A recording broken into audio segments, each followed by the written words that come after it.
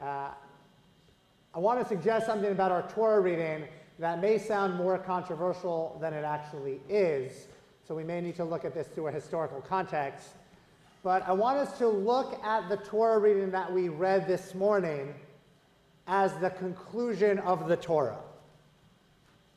Not just because the entire book of Deuteronomy is a repetition, essentially, of the book of Exodus, Leviticus, and Numbers, but from the historical context, we know that a portion of the book of Devarim, a portion of the book of Deuteronomy, was miraculously found in the 8th century BCE by who was then not yet known as his son's father, as the father of Jeremiah the prophet, but that's how he would become to be known. Hilkiah found this text in the kingdom of Judah.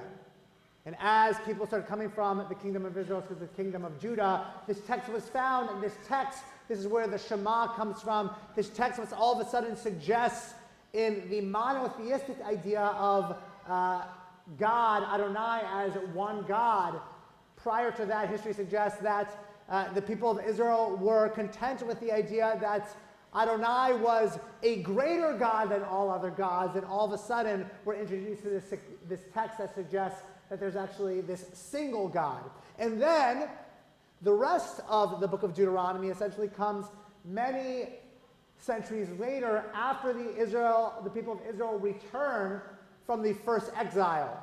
We're exiled into Babylonia following the destruction of the first temple, and we return, and all of a sudden there's this other text, this other part of the book of Deuteronomy that is miraculously discovered for the first time. Part of it has to do with the instructions that all of a sudden we're introduced to a new form of Judaism, both when we're in exile, but returning to the land of Israel and looking to follow these laws again that the people of Israel weren't following because of exile. We're introduced to these new texts, these new laws, or this text which reminds us of these previous laws that were being ignored.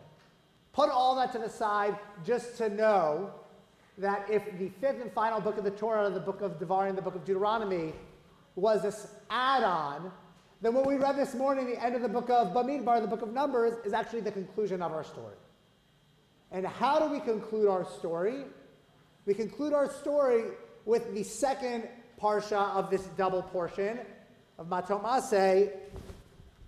We conclude our story with what Masei tells us in chapter 33 of our journeys. Literally, that's what Masei is. Our journeys from encampment to encampment to encampment to encampment, each stop along the way. And so we're left wondering, why is that how we conclude our story? We don't end with the apex. We don't end with Moses' death. That's an add-on in the book of Deuteronomy. We don't end with the Ten Commandments. We got that early on, and we get that again in Deuteronomy. We end with a reminder of our journey from place to place to place to place. With Moses reminding the people of all that we've gone through to get to this moment. And then, only then, the book of Bamidbar ends. Ve'ele hamitzvot ha'mishpatim asher tzivah Adonai biyad Moshe el bnei Yisrael. That these are the commandments, these are the laws, this is the life that you should live, that God gave through the hand of Moses to the people of Israel.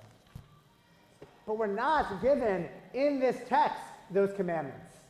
We're given the journeys that we go on from place to place to place, and then told to remember that this is how you should live your life based on these rules, regulations, in this manner.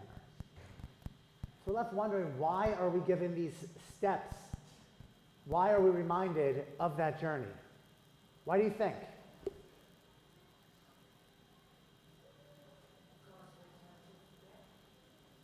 Because Beverly tells us we tend to forget. If we're not reminded, we tend to forget. That is the definition of what it means to be part of Bnei Yisrael in the Torah. Time and time again. We're finally free from Egypt, and we're at the edge of the Sea of Reeds, and we want to go back to being slaves again because the sea does not yet split. And then finally the sea splits, and we celebrate freedom, and then we're hungry and thirsty and complain and want to go back to Egypt.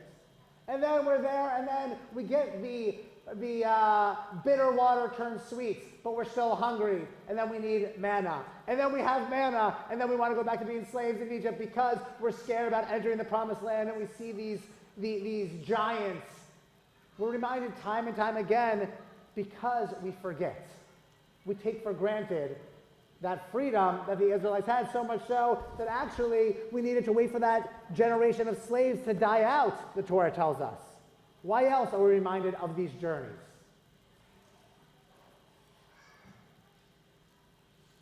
Jesse? Yes. As my friend Andy mentioned, that it's a journey, not a destination. We're constantly moving from one place that we know to some place that we don't know. And isn't that a nice metaphor of our lives? And how long did it take for the memory of Israel not to actually know where those places were? Did it matter? Because somehow we fill in the narrative. It's the constant going. It doesn't end with the narrative that you were saying, all the events in our lives which are set in stone and in memory in that way, but from place to place, it's like a trip ticket. It's that we focus on the journey, not the destination. In fact, even if we include the book of Deuteronomy itself, I don't want to disparage the rest of Tanakh, the rest of the Hebrew Bible, the books of the prophets, right? But we actually don't focus so much on entering the promised land, right? That's what we have in Nevi'im. That's what we have with Joshua. That's what we have with Judges, right? But we don't focus on entering the promised land. What we have in our scroll, what we read as part of our lectionary cycle every week, is the journey to get there.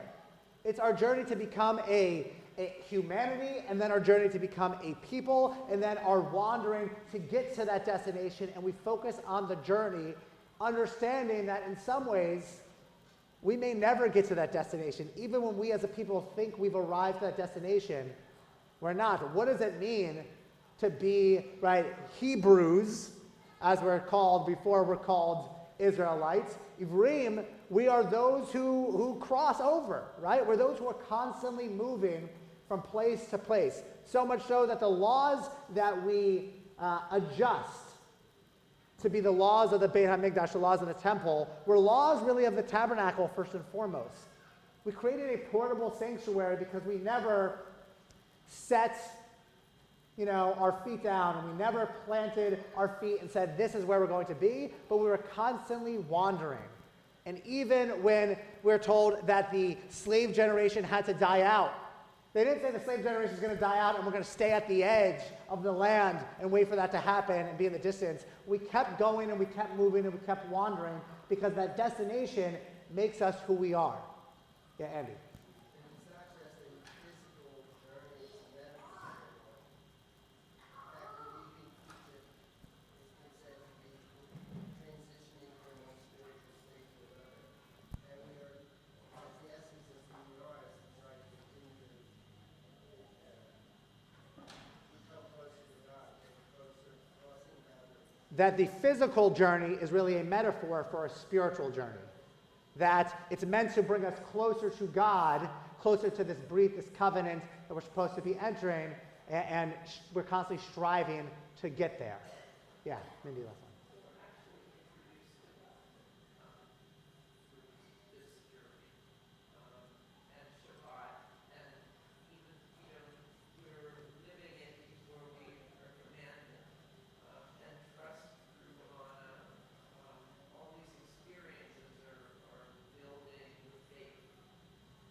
Where that these experiences build faith, and then only after we retell all these experiences, we end the book of Bamidbar, we end the book of Numbers by saying, these are the mitzvot, these are the commandments which God gave Moses, who gave to Israel, that we should live by. Not a reminder of what those commandments are, but a reminder of the experiences, and then we're told to live our lives in that certain way. I think about it also, as that slave generation has died out already, then we're being told what our journey was. There's one thing after a simcha to wait for the pictures to arrive. You wait for that zip file. Once upon a time, you would wait for the proofs right after a wedding or b'nai mitzvah, and you want to see as a reminder of how great that moment was. It's a whole nother thing to go through the attic and look at your parents' or grandparents' wedding album, an experience that you weren't a part of, to try to bring yourself to that moment. That's what's going on here. That besides Caleb and Joshua, nobody else, Moshe, right? Nobody else experienced these moments. Nobody else experienced the wandering, the journey from place to place to place. And Moshe is telling the people of Israel about that journey they went on to bring them closer to God, to bring them closer to mitzvot, but also to make those experiences their own. It's only once we claim those experiences as our own does this brit matter. It's only once we understand that we have gone through this journey does this relationship to entering the promised land matter. It's only once we feel like all of us, from our ancestors to our descendants, stood at the foot of Sinai, do these mitzvot matter to us? And sometimes we need to be reminded of what that journey was like. And then beautifully, I would say, or you could argue it was a scribal error, but I wouldn't. All these places are exactly the same, place for place for place, except at the very end, we're told instead of going to Shittim, we went to Avel Shittim. This one slight change. And so we're left wondering, why is there one slight change? Do we just, whoever was writing it down when this, was it written down incorrectly? Our Mefarshim, our commentators suggest specifically the word Avel, meaning a mourner, speaks to how we carry our grief with us and how that also shapes us. And I don't think it's an accident in the calendar that we read this at this moment, when we enter this period of our calendar in which we focus on that grief, these 3 weeks from Shavasar B'Tammuz to Tisha B'Av.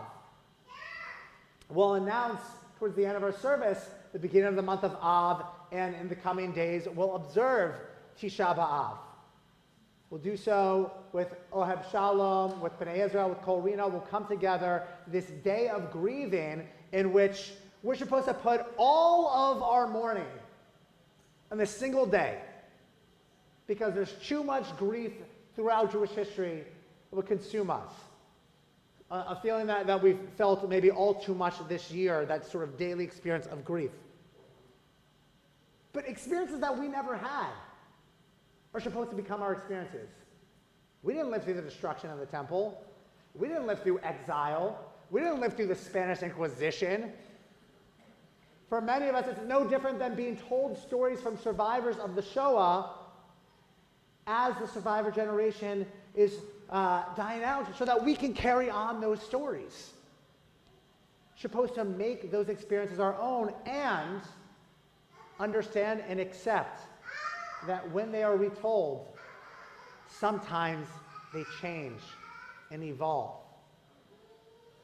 when we make them our own.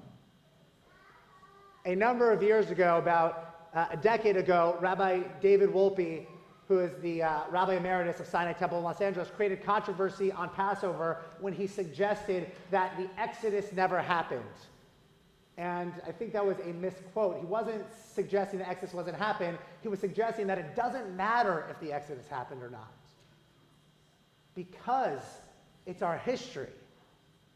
We as a people are defined by this journey, by this leaving Egypt, by this wandering, by this preparing to enter the promised land.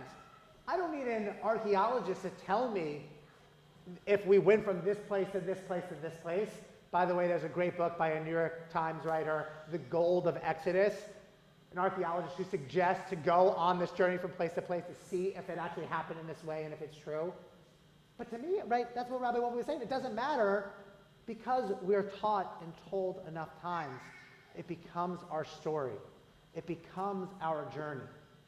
And so, that is why we end the Torah in this way, because that is what we strive to do each and every Shabbat as we read Torah, each and every holiday when we recount Revelation at Sinai, or when we recount leaving Egypt, or when we recount building our Sukkot in the wilderness.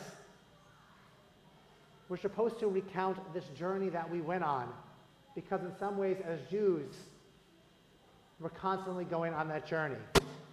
Throughout Jewish history, we're reminded that maybe we're never as safe as we thought, and we're reminded in every generation we are a people of wanderers. But through that history, through casting our lot with this people of this history, then these words of "these are the commandments that God gave Moshe to give to you" make sense. It's not what the commandments are, but it's what they represent. They represent our wandering. They represent our history. They represent our peoplehood. That's what defines us. Now, then, and going onward. So may we continue to share with future generations these memories, these journeys we go on. May they shape us, who we are and who we'll become. Because to paraphrase Rabbi Wolpe, it doesn't matter if they happened. They are our history. That's what makes us a people. And that's what guides us to find meaning in peoplehood, in community, and in this covenant now and going forward. Shabbat Shalom.